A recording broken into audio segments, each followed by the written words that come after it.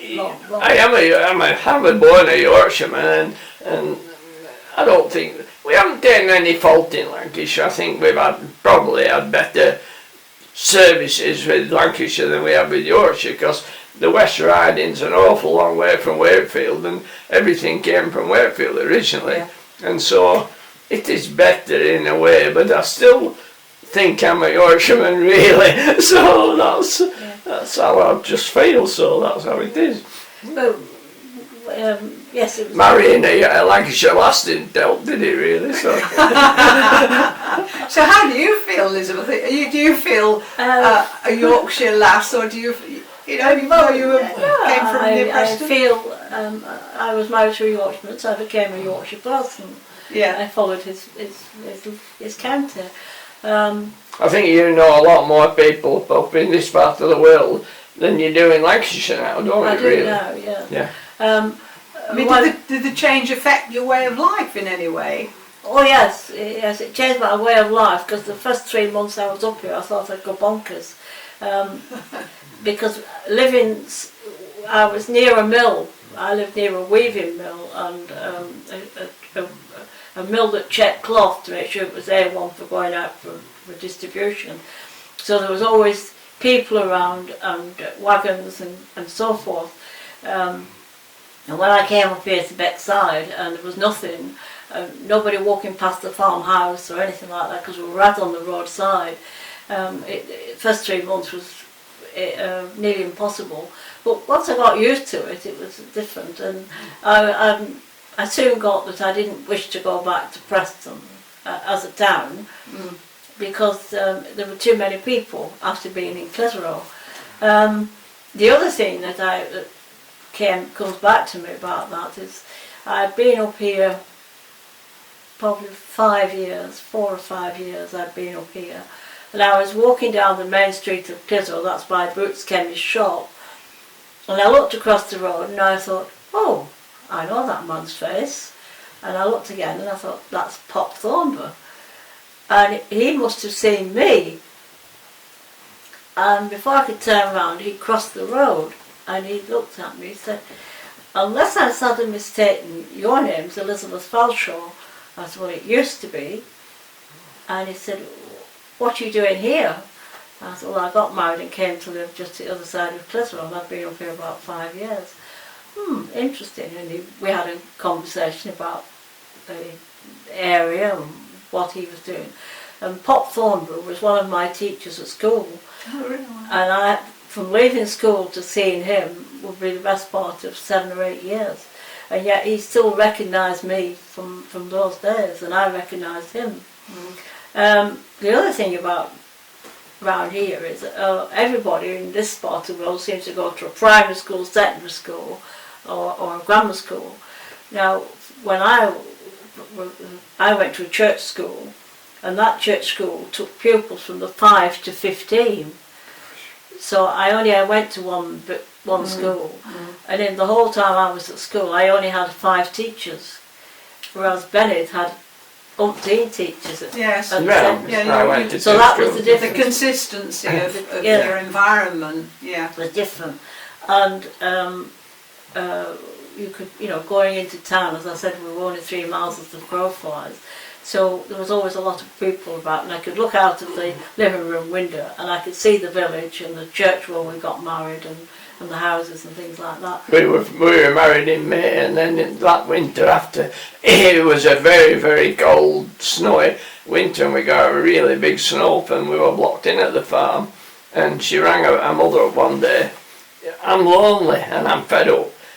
I'd come home if I could get out, so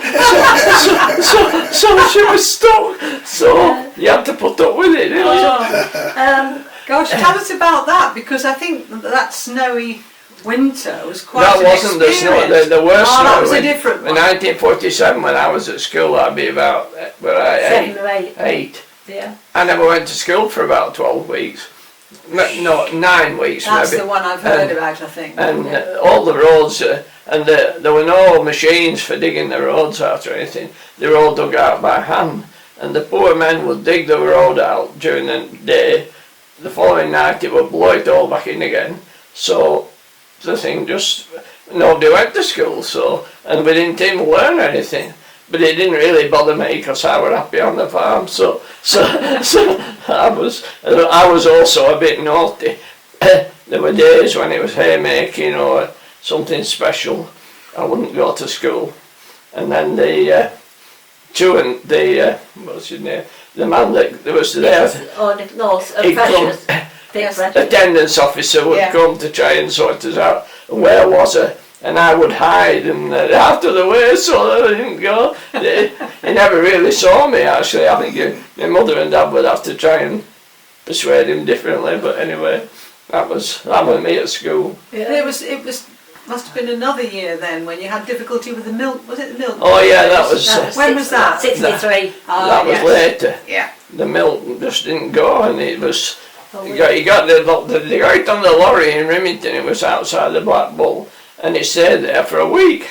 All that it just went rotten in the churns. So really? yeah. So you couldn't get any of the deliveries across. No, the only thing that went. The trouble was, we couldn't get the empty churns. There were no empty churns. So the driver would bring the churns to the nearest he could get on the main road was to Sturkhouse Road End. And we went. Me and my cousin. Went across the fields on a little tractor and a trailer, over the hedges in some places, and we got right over the top of it. Yes, there's certain walls I can still remember now where we went over the walls on the tractor, and that's amazing. And the poor man was still sat there in his lorry outside the Sturkhouse waiting for us coming, and so we got the churns onto the trailers, and that's how we got some of the milk away. And then when they got them back here, a lot got wasted. Yeah, it did. But when they got them back here, they would dish them out between Tony Robinson, High Gazegill, Mr. Lambert, the Leaches up Howgill, and Moon and Metcalf. They were in the bottom. And that's where it's all changed now, because when that was going on, in Rimington there was about 28 farms supplying milk to the dairy, and now there's only 3. So that's where. But the 3 producing more milk than all the 28 did originally. So that's how it's. But the 28 all brought families up. Yeah. You know, they all had quite big families. And how do you feel about that considerable change? I mean, you've watched that happen, haven't you? I have, and I don't think it's right really, but that's modern farming now, and I don't really agree with it, but so what do you think we've lost from that, you know, so many communities? Well, it's gone too commercialised, hasn't it? You know, it's sort of, there's nobody, everything was done by hand, wasn't it? They had to be strong and probably not much brain, but now it's all done by machines, and you know, it's just not. It's lost it's community spirit. All the families that I can remember that have gone through, you know, they're not there anymore. They just sort of, like you say, the sons don't marry farmers' daughters, so they marry towny girls, and like I did, and so I don't know. There must have been great advantages to living in those communities and sharing sort of social activities in common. We can just see what's happening in the villages now. We've lost the pub, haven't we now, which is not helping whatsoever. And you know, we used to have the community things, dances in the villages. Nearly all the village weekends would have a dance on Friday night, a wish drive in the start for the older people, and then they would have a dance after. And the dances would sometimes go on till 2 o'clock in the morning. Well, that never happens now, does it? So it certainly doesn't, no. Of course, that's where you spent a lot of time with the Wallachs, wasn't it, dancing? Oh yes, yeah. That was one of the passions, really, the people in the area. Yeah. Going back to the social side of it, in the young farmers section, every young farmers club would have a dance at least once a month. Yeah. And you would go from, there'd be one at Gisborne, one at Coniston, there'd be one at Rathmill, one at Sledman, you know, and you'd go round about and you'd even go further afield. That was something you mentioned about Yorkshire and Lancashire.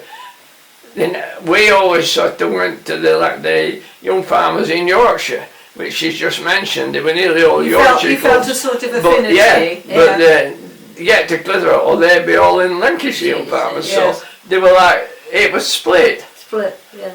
Because of the two federations, Lancashire Federation and Yorkshire Federation. And now we're in Yorkshire, see, so we nearly always went to Yorkshire clubs. And that's how it. You probably I were lucky to meet a Lancashire lass, because a lot of them would meet Yorkshire lasses, you know.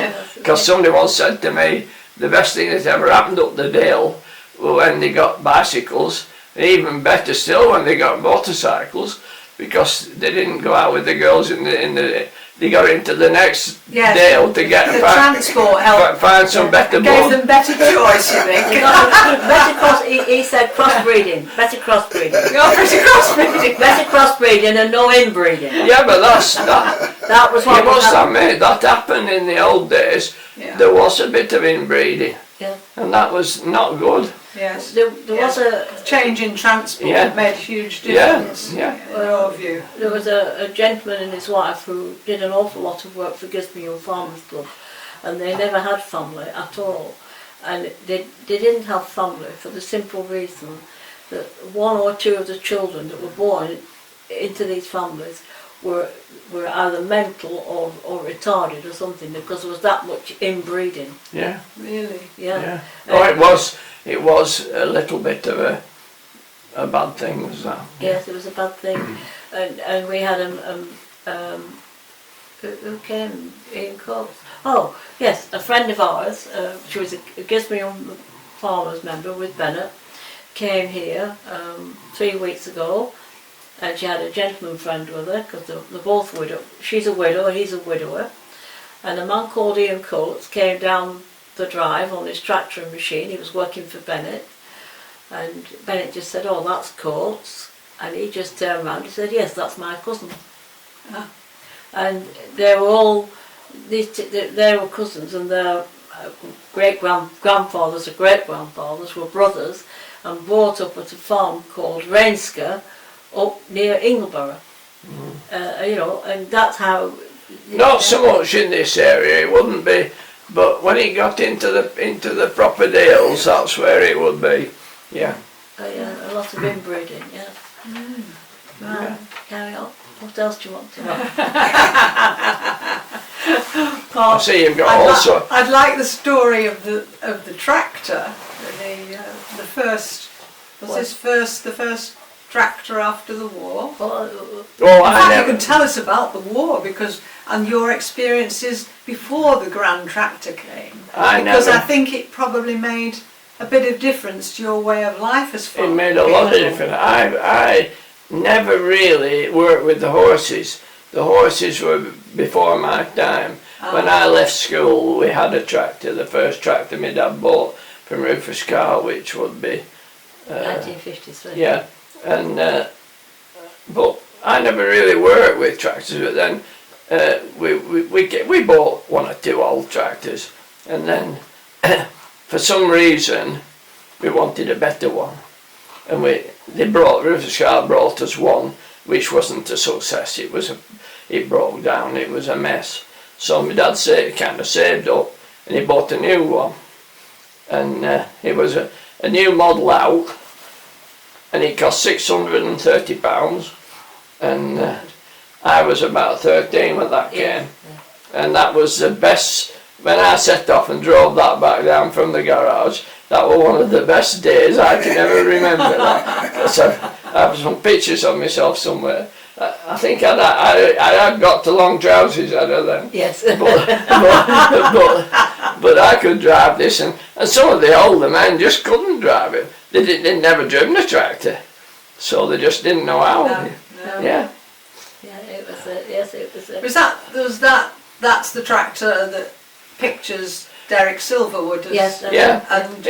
And who else? One other. There's Altham, Metcalf, Lawrence Silverwood and Bennett. Yeah, Lovely picture that. Yeah. They were Rufus's mechanics. Yeah. I know at the time when that tractor came at the time, they were putting the electricity supply in these poles all down the fields. So that will be 50 years now. Yeah, and no web electricity in the thing. They would decide to buy a machine to dig the holes and put the poles in. Because up to then they'd all been done by hand.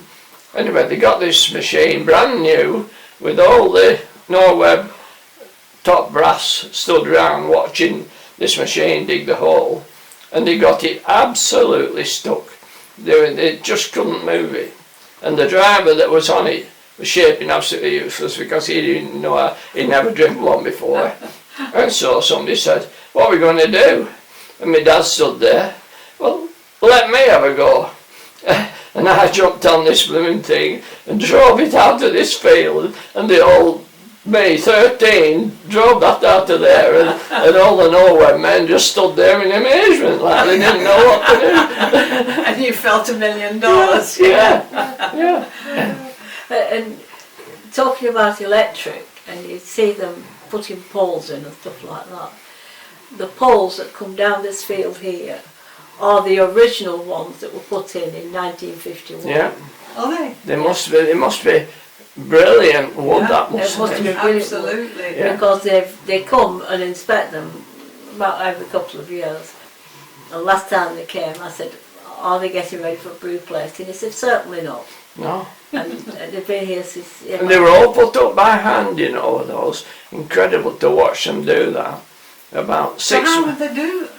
They dug a hole, big hole, Hoisting, some sort with of a spade, Yeah. and then they put a plate down the side, laid the pole next to it, and then about 5 or 6 men would stand it up on a stock, and they'd long poles with spikes on, and then tied ropes to each side, and they manually put those poles up by hand. Good heavens. Yeah, two men pulling and men each side that side holding it. Steadying it. Like a maypole? Yeah, very similar. Yeah. And there was the people behind with very long sticks. The tin sheet would slide. It would have oil on it, Yeah. so it would slide down the tin sheet as they pulled it up, and it tilted up. And if ever you want to go, And if they'd have a rope on the bike, so that when we got it upright, the men could keep it upright while somebody else filled it in. everything by shovels and spades. And if ever you go and stand and look, you just want to go to the end of those poles and just glance your eye down. They're absolutely straight as a die. Amazing. You know, there's no bend in them anywhere. And now they come along with some Everything sort with a of machine. grab with a machine. Yeah. You think how much labour Yeah. was involved. There was How always. many jobs kind of a shed Yeah. with the mechanism going. You know. There were 6 or 8 to 10 Sorry. men in every gang, you know. Yeah, So, yeah. yeah.